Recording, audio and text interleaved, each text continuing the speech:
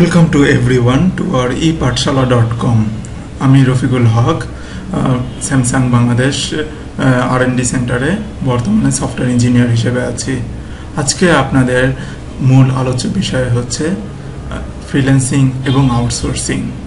কিভাবে আমরা ফ্রিল্যান্সিং এবং আউটসোর্সিং করতে পারি, এটা কেন দরকার, আমাদের জীবনে এইটার ইম্প্যাক্টটা আসলে কোথায় পড়তে পারে, কেন আমরা এই কোর্সটা করতে পারি, কোর্স থেকে আমরা কি শিখতে পারি, এগুলোই আজকে আপনাদের তুলে ধরা হবে।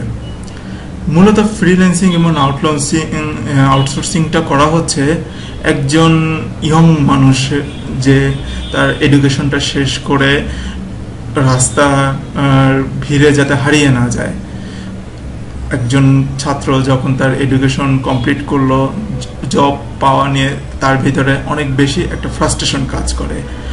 এই ফ্রাস্ট্রেশন থেকেও অনেক সময় অনেক ভালো ছাত্র আমরা হারিয়ে ফেলি বিভিন্ন সময় বিভিন্ন কারণে।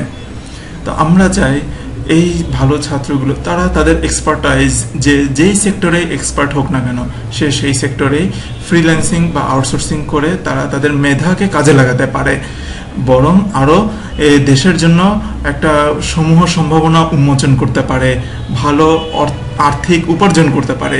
এই জন্যই আসলে ফ্রিল্যান্সিং বা আউটসোর্সিংটা আমাদের জন্য একটা গোল্ডেন অপরচুনিটি আমরা বলতে পারি। এটার মূল বিষয়বস্তু হচ্ছে সেলফ এমপ্লয়মেন্ট।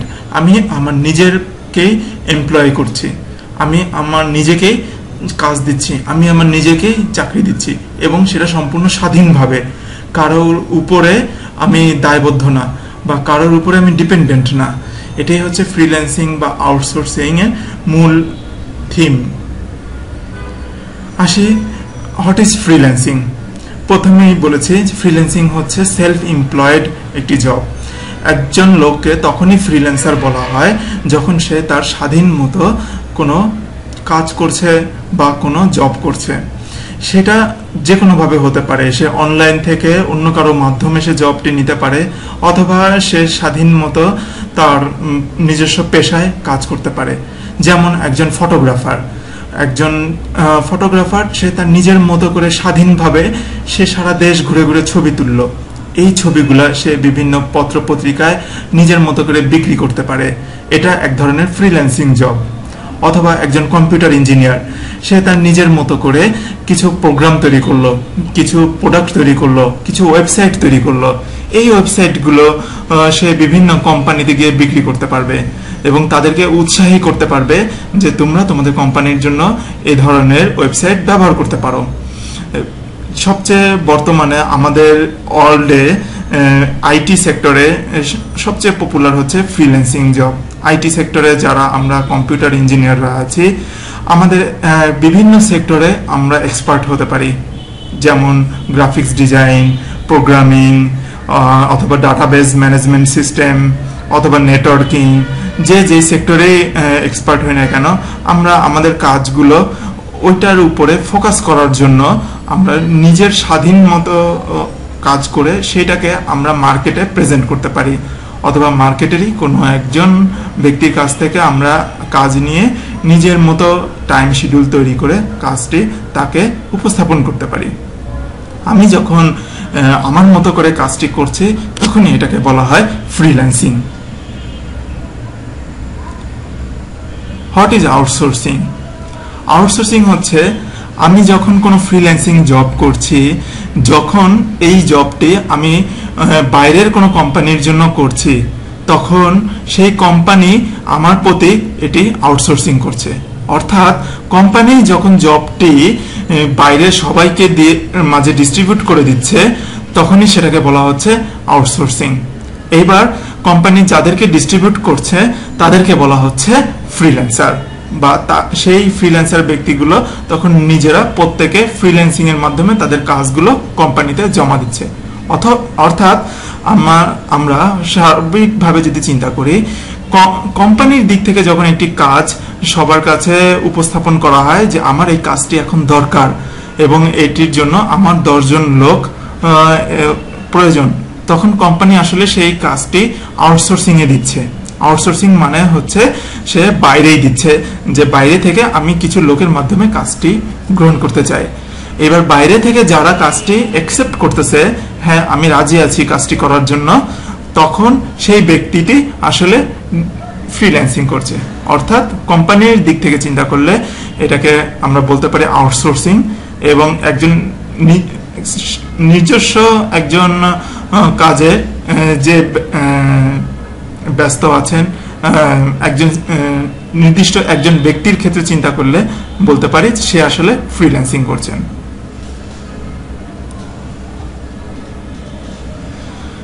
ফ্রিল্যান্সিং করার জন্য আমরা সবচেয়ে ভালো যে অনলাইন মার্কেট প্লেসগুলো আছে সেগুলো সম্পর্কে একটু খোঁজ খবর নিয়ে দেখি।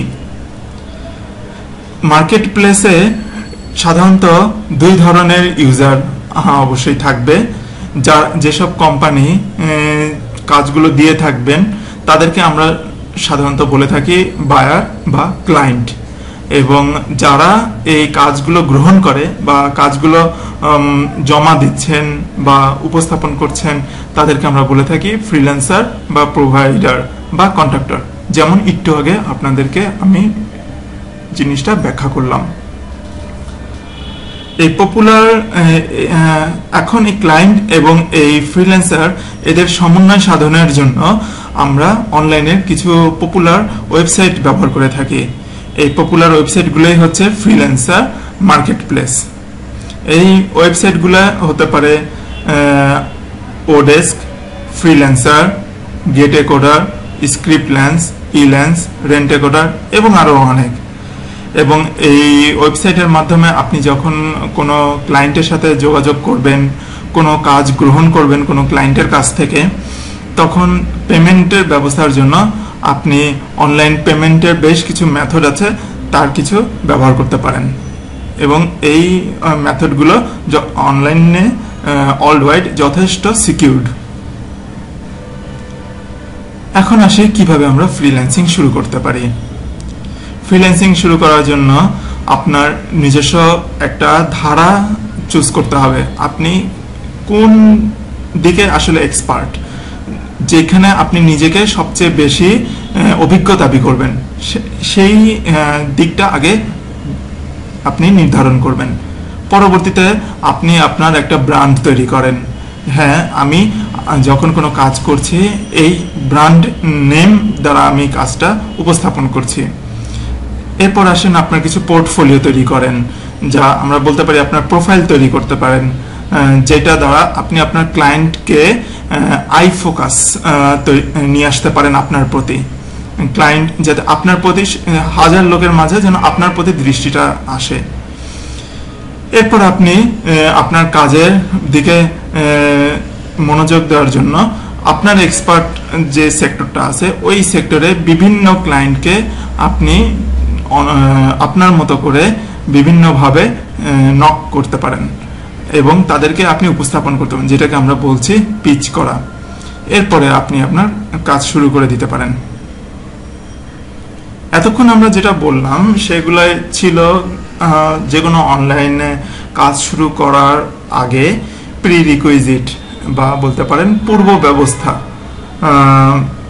এখন আসবো আমরা আমাদের যে অনলাইন কোর্সটি আমরা আপনাদের প্রোভাইড করছি, এই কোর্সে সম্পূর্ণ কোর্সে আপনি আসলে কি কি জানতে পারবেন।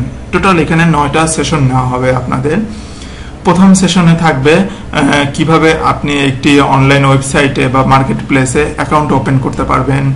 সেখানে দ্বিতীয় সেশনে থাকবে আপনি কিভাবে একটা ভালো পোর্টফোলিও বা প্রোফাইল সেখানে তৈরি করতে পারবেন।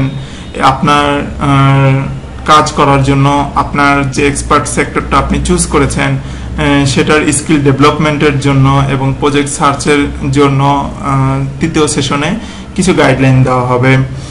এছাড়া আপনার অনলাইনে কাজ পাওয়ার জন্য ক্লায়েন্টদের কিছু রিকোয়ারমেন্টও থাকে, সার্টিফিকেট প্রোগ্রাম বা এক্সাম। তো এগুলাও আপনি কিছু পাবেন আমাদের 4th সেশনে।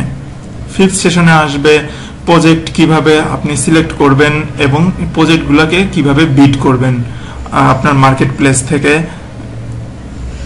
6th সেশনে আসবে প্রজেক্ট অ্যাকসেপ্টেন্স এবং গোয়িং থ্রু, যখন আপনার বিভিন্ন প্রজেক্ট বিড করবেন, আপনি কোন প্রজেক্টটা অ্যাকসেপ্ট করতেছেন বা ক্লায়েন্ট আপনার কোন প্রজেক্টটা অ্যাকসেপ্ট করলো, এবং পরবর্তীতে আপনি প্রজেক্টটাকে কিভাবে প্রোভাইড করবেন।